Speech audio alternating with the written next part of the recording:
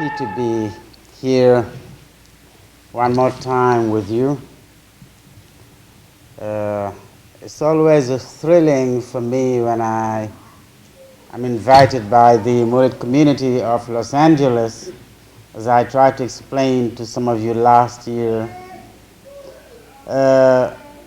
to think about the prospect of having to sit before you and talk. For one simple reason, you have great expectations, and there is nothing more thrilling for a speaker than to know that he is going to talk to people who have expectations, and great ones. But I'll try to just be natural and say what I think corresponds to the topic you gave me. And during telephone conversation, somebody made me understand that you wanted me to tackle this issue of prayer in Islam, and more specifically in Muridiyya. I came first to the conclusion that it is in the intrinsic nature of man, when they have problems, to try and find solutions to these problems. Not at the instinctive level, like when you take animals. The animal is thirsty, it tries to find some water to drink, it tries to find some food to eat, and this is valid for man. But there is a higher plane where man enjoys the privilege he has been endowed with by his Creator. And on this high ground, he very often explores the gift, which is a unique gift as far as creatures are concerned, of spirituality, which, if it is well understood and well used, allows him to climb what we call, with the Elizabethans in the 16th century in Britain, the chain of beings, among whom the writers who talked about these chains of beings, William Shakespeare. And this movement will prevent him from, to use his expression, reeking down into the beast. If we agree that spirituality is one of the most distinctive features of man as opposed to the rest of creation, we must also acknowledge the fact that it is the most widely shared characteristics of human experience. It transcends distance, it transcends age, it transcends religious obedience and political affiliations and race and economic standings. In literature, we have seen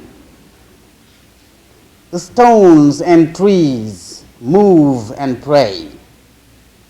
I mentioned fear and hope here. I put myself and man in general in a specific temporal and social structure with our human concerns, where I correlate prayer and dream.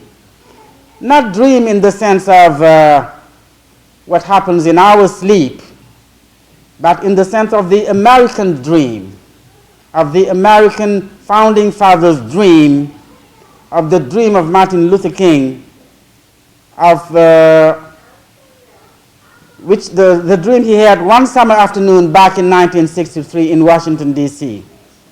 And that dream is based on the conviction that man, beyond the creed of the Constitution, that he is endowed with certain unalienable rights.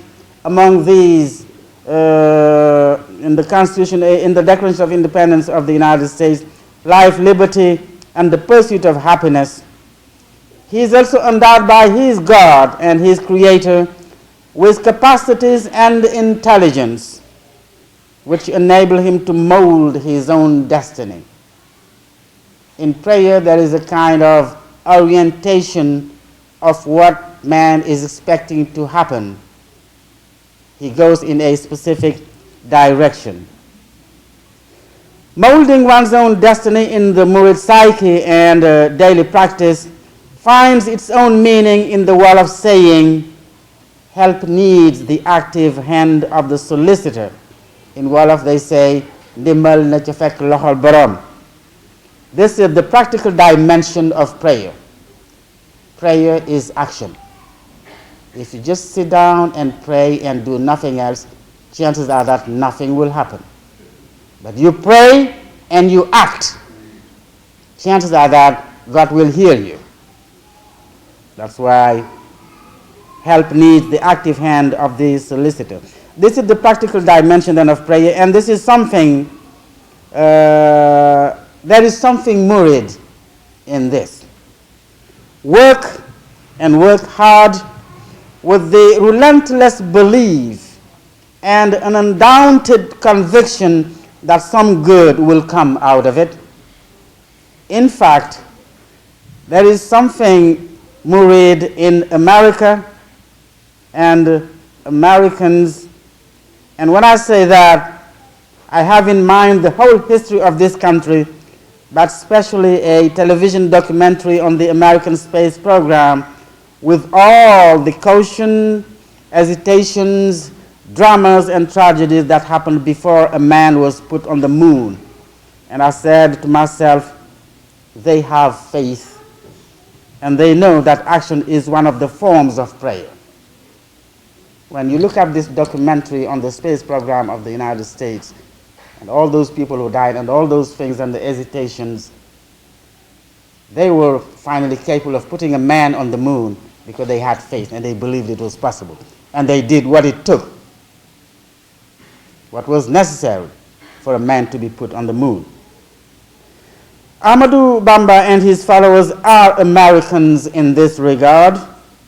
When we consider the prominent position of work in the recommendation of Muridiyya, the holy city of Touba, for example, which is the capital city of the Brotherhood, is the product and the result of prayer understood in that sense.